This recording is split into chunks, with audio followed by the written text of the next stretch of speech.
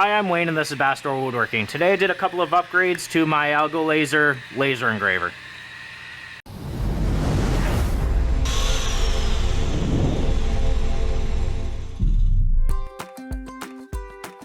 This isn't sweat, this is all rain. It's really rainy right now, just so you know I don't have a condition or something. But those who have watched this channel for a while will likely recognize this. This is the AlgoLaser, originally 5-watt DIY kit. Full disclosure, AlgoLaser provided this laser engraver to me for free in exchange for an unboxing, setup, and review of the product.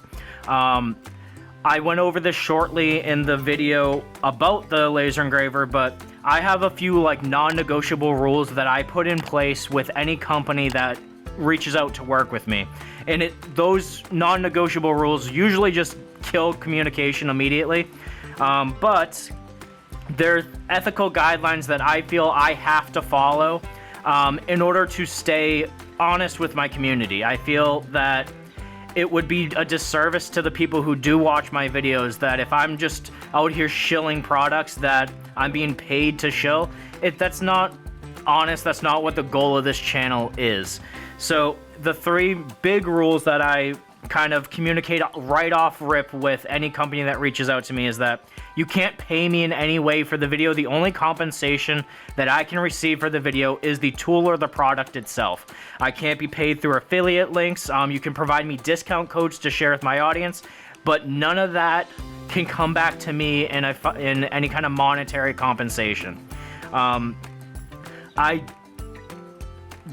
It makes me feel weird when a channel is doing a review of a product and then they share a link that then pays them for anyone who buys that product, because then you can't and this isn't to say that every channel does this, but then you have to take anything that channel says with a grain of salt, because you don't know whether they are sharing their actual opinion of the tool or the product, or if they are sharing what they need to share in order to get you to buy something so that they make money off of the deal.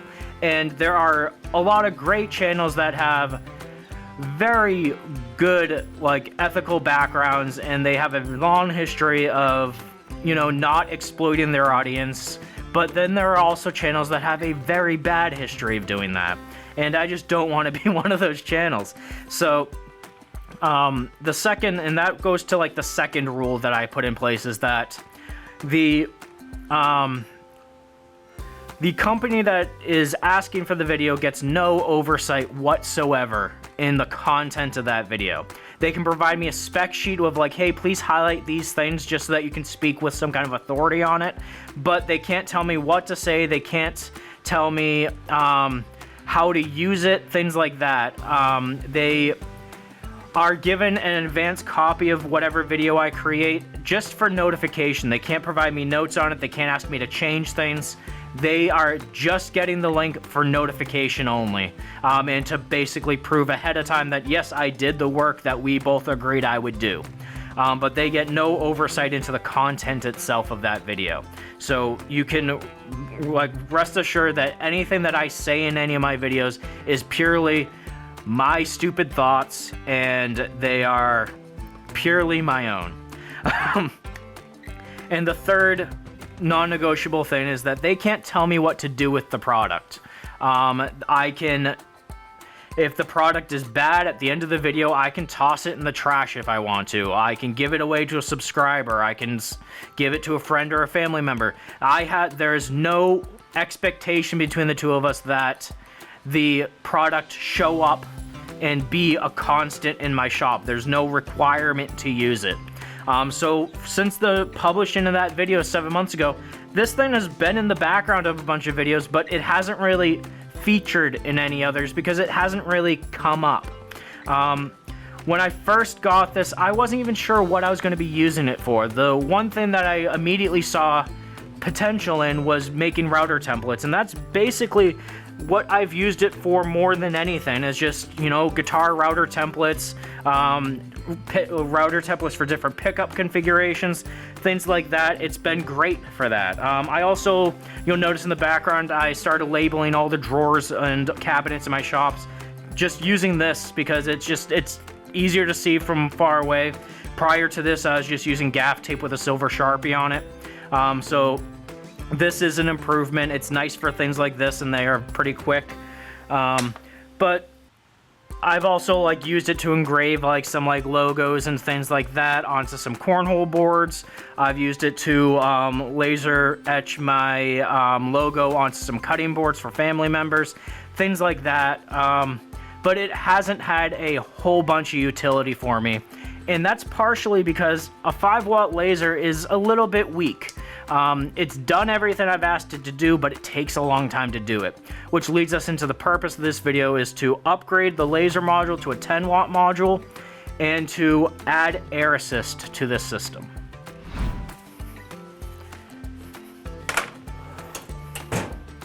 And just so that we're absolutely clear, AlgoLaser provided me the laser engraver free of charge about 7 months ago.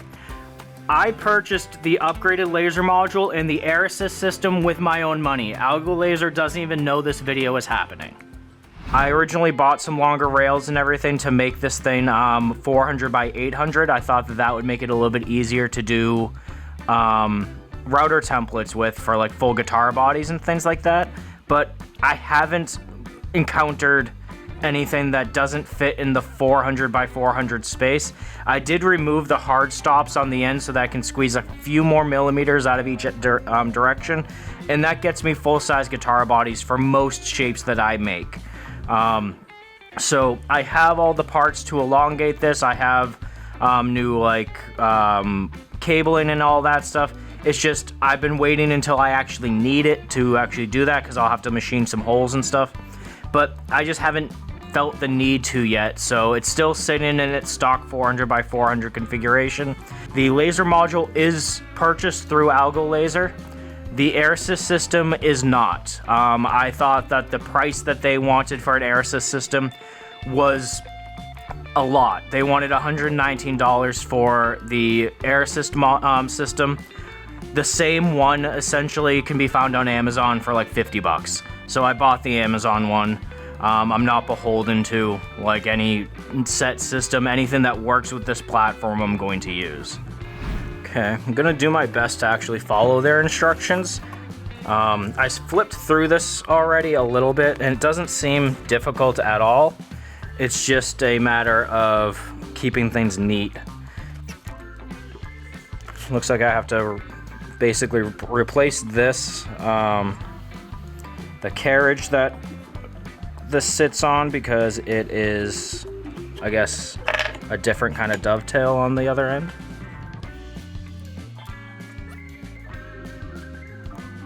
I don't know if they use the same connector, but if they do and I can avoid rewiring a bunch of things, I absolutely will.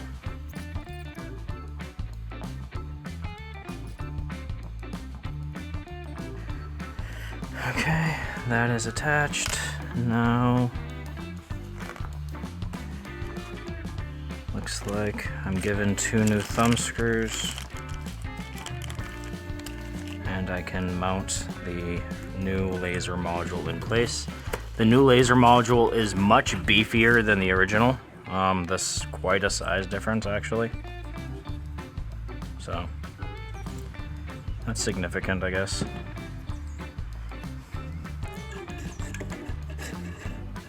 And it comes with the same, I believe it's exactly the same in terms of like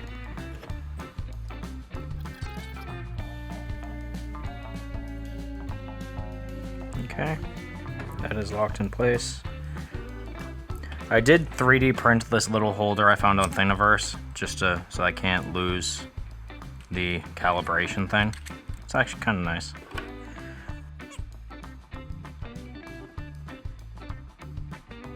So I guess this just kind of gets glued on this somewhere.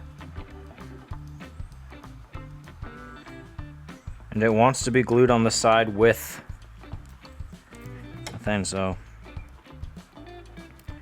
the other option is, I guess, screwing it in, and I don't see anywhere that could happen on this.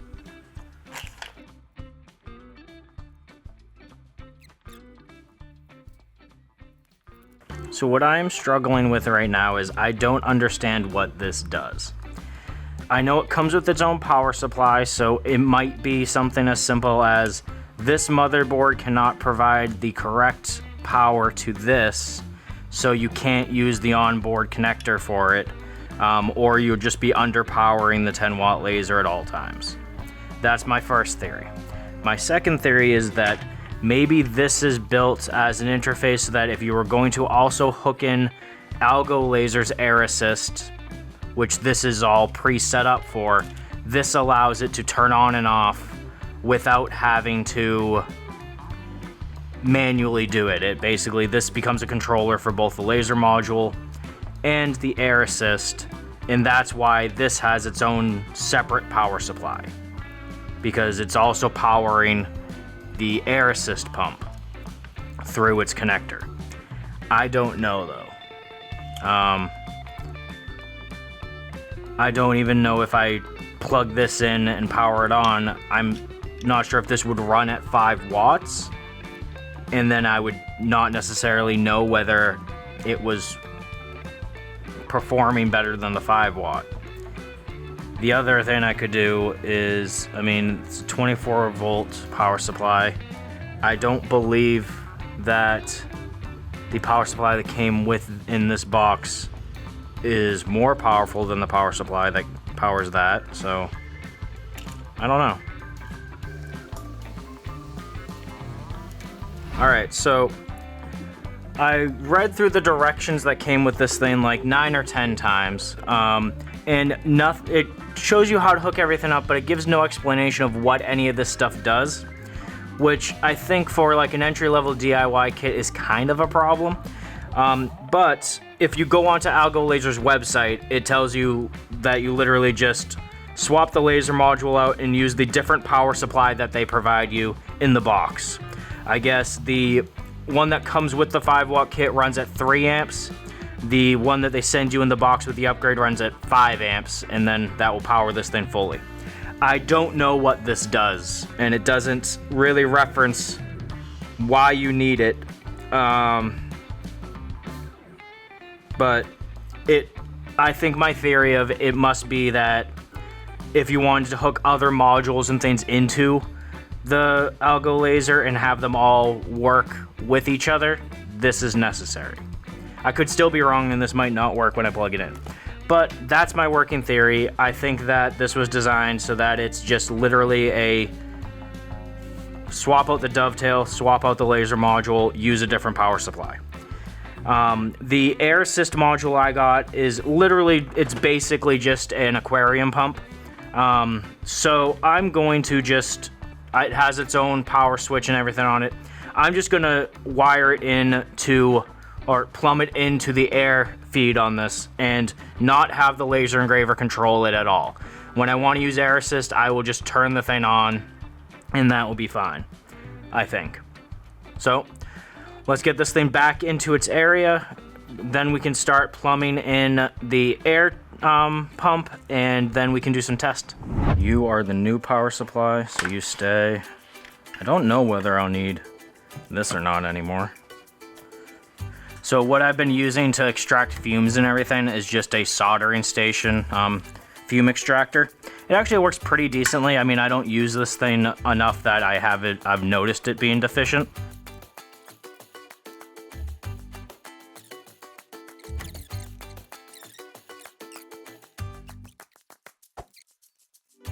First, going to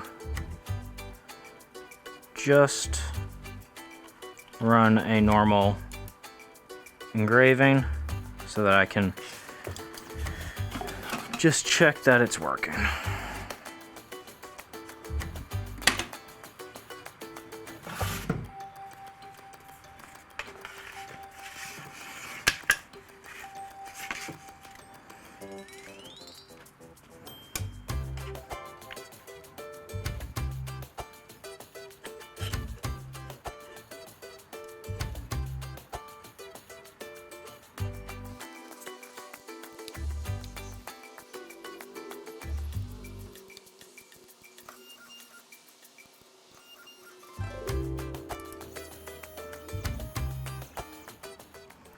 Alright, so the first engraving is running on the 10 watt module.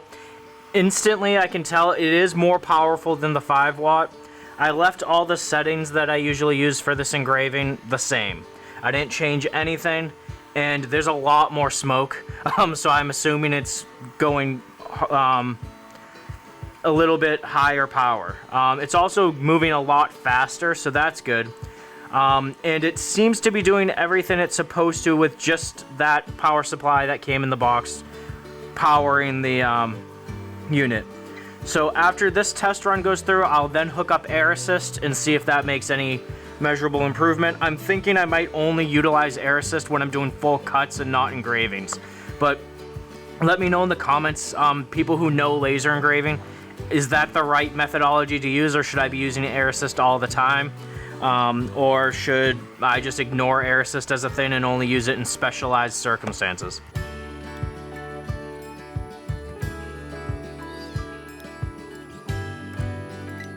First engraving actually went very well. I mean, you can tell that the laser is more powerful. There's more scorching around the laser. The engraving is actually, with the 5 watt, it would just kind of burn the surface and a little bit. You can actually feel the engraving in the MDF on this. It's a little bit out of focus, so I need to work on that, but that might just be also compensating for the fact that it's actually cutting in, that I need to adjust my settings.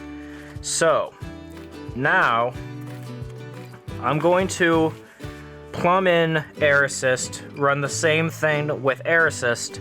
I'll probably add an extra step of actually cutting out the shape as well, just see how it goes.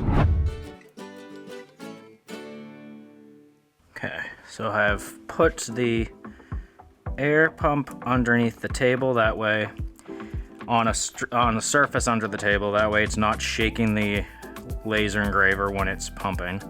And I've got the controller for that right here.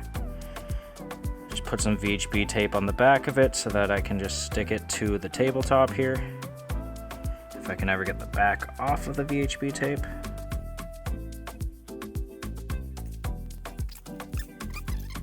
Alright, now I just need to plumb in the actual line to the thing. Alright, so now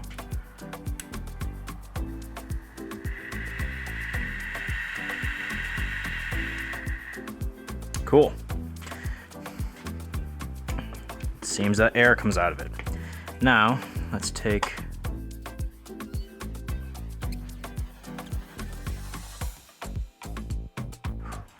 okay. We are now ready to try with Air Assist on.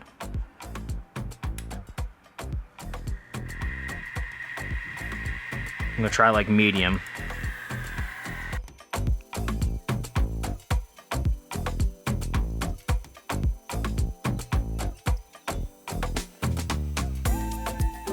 I was able to get a successful cut, and with the Air Assist, it is a very clean cut. So I'm definitely moving forward going to be using Air Assist when I'm doing cuts. One thing I noticed about, like, especially the larger format, like router templates I was cutting with the laser engraver, is that all the cuts wouldn't be at a 90 to the surface. They would kind of be slanted in. And that makes sense because the focal point of the laser is the very top of the material, not through the bottom. So as it goes down, it's going to spread. But with the Air Assist, it seems like it cuts through a little bit easier, and you don't get as much of that. It's much closer to a 90-degree cut through the laser material. So very cool. It's kind of awesome, actually. It's really cool.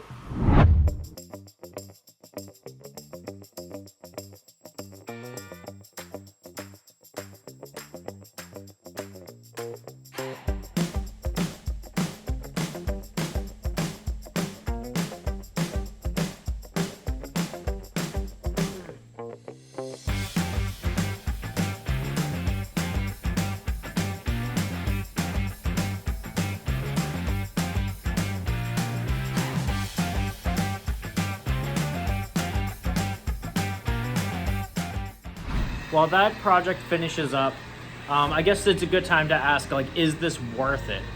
Is the upgrade from 5 watts to 10 watts on the laser module worth it? Is installing an air assist system worth it? And I would say overall, air assist, absolutely. Whether the cost of a 10 watt module is worth it for this laser engraver, it's gonna all tell on how much I use it now. I will say the upgrade process was easier than the directions made it out to be. The directions that come with the laser module are almost useless. They allude to pieces that you don't need to use. There's no like actual step-by-step directions. It's just, hey, here's the ALC module, here's a new airline, here is the laser module, and the only thing it really shows you how to do is change the dovetail that the laser module mounts on. It doesn't give you any more info than that. But the sales page for the upgraded module gives you exactly what you need to mount it. So I kind of just wish that the booklet that came with it just said, go to the AlgoLaser website and look at this page to install. Because I was going back and forth on whether I needed to use the ALC module, whether I needed to use both power supplies in line with each other, and it was just overly complicated. Looked at the website page and it's just plug and play. So the actual process of upgrading couldn't be easier. It's literally plug and play, and that's great.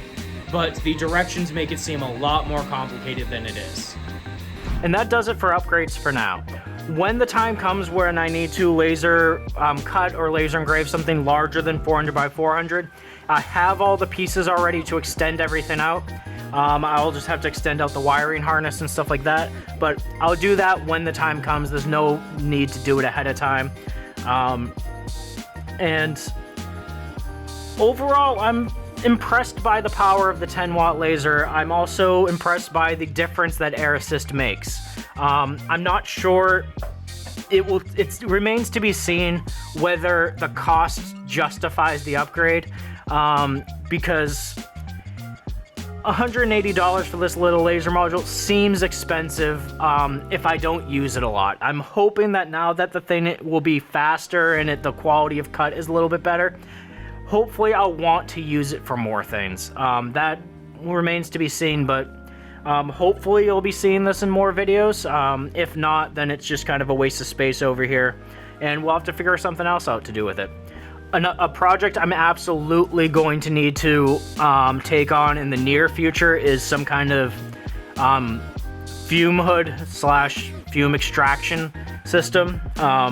Shouldn't be super hard to throw something together. I just need something to clear the smoke, and I've used this quite a bit for engraving like metal business cards and things for my father-in-law, and those create some noxious fumes. And that was with the 5 watt laser. I can't imagine what it's going to do with the 10 watt. So I might just look into like modifying a smoke extraction hood from like a stove. I think I have a spare one of those in the basement. Maybe modify that and kind of shrink it down a little bit, and see if I can maybe just not even have it exhaust outside, but just have it clean up the air enough by the time it reaches the end that I don't need to vent it outside, and just have it run through some furnace filters or something. But that's to figure out later. But thank you for watching. Make sure you like, comment, and subscribe to keep up to date with new projects as they are released. And until next time, thank you.